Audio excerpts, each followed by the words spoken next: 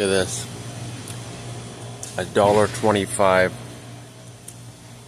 padlock from Dollar Tree. I'm gonna get $1.25 lock at Dollar Tree. I'm gonna show you why it's not a good idea to get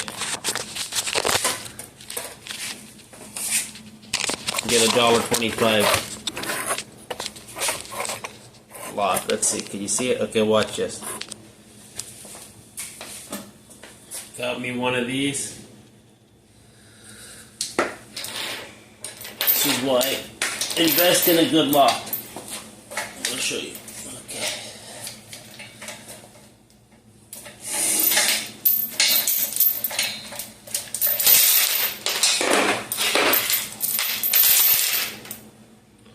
One second, guys.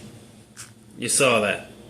Do not get this lock to lock up your valuable anything. That's why it's $1.25.